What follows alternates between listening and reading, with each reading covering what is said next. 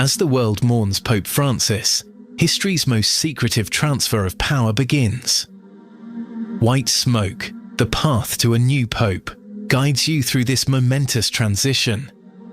We explain exactly what happens next, leading to the dramatic conclave vote. Learn how each ritual unfolds, what each tradition means, and why these ancient ceremonies still matter today.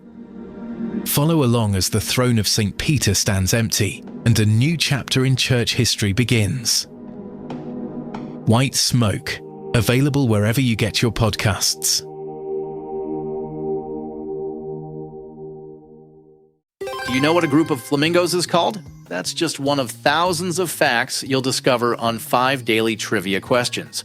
Hi, I'm Mark Ellison. Join me every weekday for 5 mind-expanding questions about everything from ancient history to modern technology. Perfect for impressing friends or dominating your next pub quiz. 5 daily trivia questions. And the answer, a group of flamingos, is called a flamboyance. 5 daily trivia questions.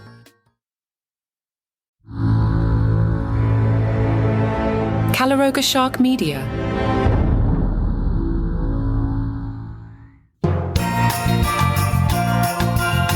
Hey there, I'm Johnny Mac with 5 good news Christmas stories. Hey, Gen Z, they're all divided about 1990s Christmas decorations, and they're saying it's too old school. What? What are you talking about?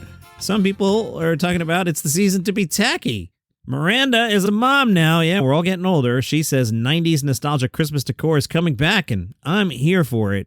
She's got multicolor string lights, over-the-top ornaments, paper snowman cutouts. This made its way to social media because everything does. One asked, "Bro, what have you done? It's so extra." Another said, "This is so extra." Another quipped, "She won't be inviting friends over." Another mom, Maisie, said, "This year for our Christmas theme, we're going full, colorful, 90s, tacky. You can't look at it and be sad." Erica posted her tree. She got 1.8 million views. She said, "My husband wanted a Christmas tree that reminded him of his childhood, so I decorated our tree with a 90s theme." She brought back tacky 90s lights. I love it. Seems a lot of people this year are doing a dry Christmas. Now, we've heard of dry January. Apparently, it's spilling backwards into December now. Well, not spilling, I guess. A poll of 2,000 adults found that 78% of adults born after 96 are planning a dry Christmas. Now, if you don't like that story, good news, you'll like this story. Mark is the owner of the Lucky 12 Tavern and the founder of the 12 Bars of Christmas. How did this start? He said his mom gave my sister and I $10 and let us each pick out our own holiday decoration.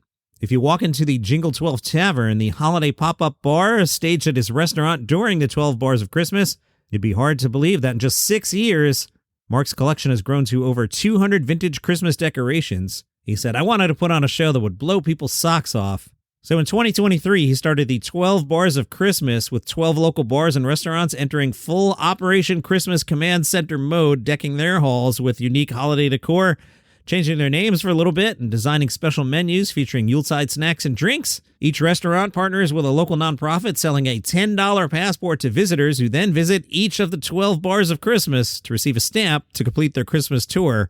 This is a bar hop, guys. But okay, I need 5 Christmas stories for today. I'll roll with it. This is fun.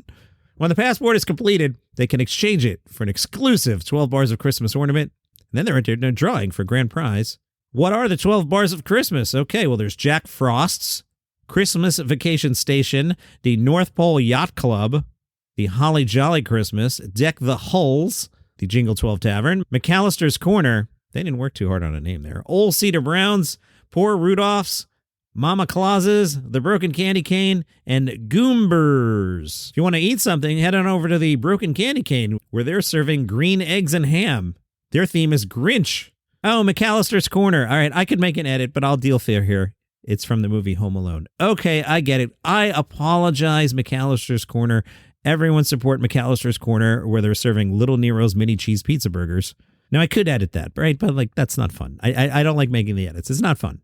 Now, if you walk around the 12 bars, you might see Santa, the Grinch, Charlie Brown, Snoopy, Anna and Elsa, and Bad Santa. You can even walk into Wiener Wonderland. That's a pet costume contest. Check it out, 12barsofchristmas.com, number 12barsofchristmas.com. Nice job there. From the Baltimore Bullet, Leslie Gray is collecting nutcrackers that look like black celebrities. This is a fun article. Leslie writes, I can finally break out my nutcracker that kind of looks like Rick James. Right now he's standing on my mantle looking over the stockings and twinkle lights between Santa Shamar Moore and Christmas Queen Diana Ross. None of them are official replicas of those famous people, and none of them actually crack nuts, so technically they're cosplaying nutcrackers. That doesn't matter. Leslie says, I was at Target a few years ago trying to stick to my list, and I walked by a display of holiday tchotchkes. In the middle, I saw a regal vision in pink, a bejeweled crown atop her flowing dark locks and billowing cape. I wasn't in the market for a nutcracker, but I instantly recalled the Diana Ross concert I went to with my mother.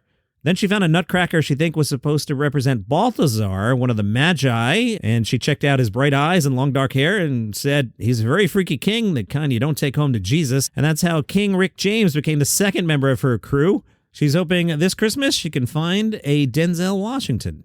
White smoke. The path to a new pope explores humanity's most elaborate and secretive transfer of power, a process now unfolding following the death of Pope Francis. This series reveals the hidden rituals, ancient traditions, and behind-the-scenes drama of papal transition. As the Catholic world enters this solemn period of mourning and anticipation, join us in witnessing how the Church has perfected this sacred process over 2,000 years, and what happens in these crucial days when the throne of St. Peter stands empty. White Smoke brings listeners inside the conclave that will determine who will succeed Pope Francis and lead the Church into its next chapter. White Smoke, wherever you get your podcasts. You can get this podcast completely ad-free right now. If you're on Apple, just click the banner that says Uninterrupted Listening, and you'll get your first month free. If you use Spotify or other podcast players, go to caloroga.com/plus. It's just $5 a month, and you'll get access to over 20 premium shows with no interruptions. Binge listen to new series like the political thriller Acting President, Signal Lost, where military secrets land on the wrong phone, and Pager Protocol, the thriller about exploding pagers in the wrong hands. Plus, enjoy daily shows like Palace Intrigue about the royal family, daily comedy news, and 5 daily trivia questions to test your knowledge, and White Smoke, taking you behind the scenes at what's happening right now at the Vatican. You also get all our hot shows like 5 good news stories. Enjoy your favorite content without any ad breaks. Remember, Apple users click the uninterrupted listening banner for your free first month, and everyone else head to caloroga.com/plus. Get ad-free listening today. Hey, good news if you're looking to eat a Kringle. Wait, relax.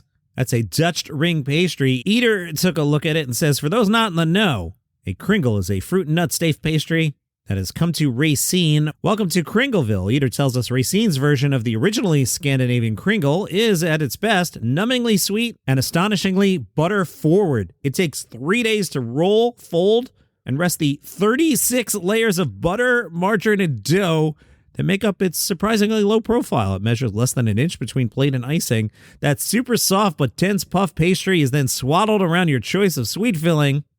You get classic flavors like almond or apple, or maybe you want to try pumpkin caramel. And then they spin that into a large flat ring blanketed with a powdered sugar glaze. All right, let's recap here. I'm not familiar with this, but 36 layers of butter, margarine, and dough, and then sugar? Sweet sounds like an understatement. At the turn of the 20th century, new Danish arrivals to Racine brought their baking traditions, and Kringle quickly took over the town. Women competed to be crowned the Kringle Queen of Racine. The pastry inspired a polka as well as an annual festival. For Christmas, a Kringle Kris Kringle.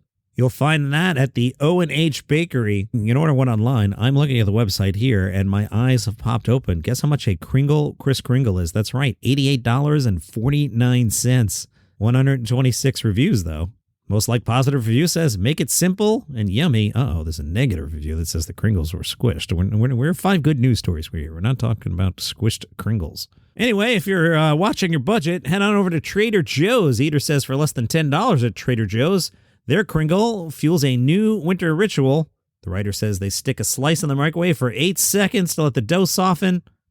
And though the package claims to feed 12 people, that has failed every time. I'm hungry now. And those are your 5 good news Christmas stories for today. If you like the program, tell a friend about it. They might like it too. More Christmas tomorrow. See you then.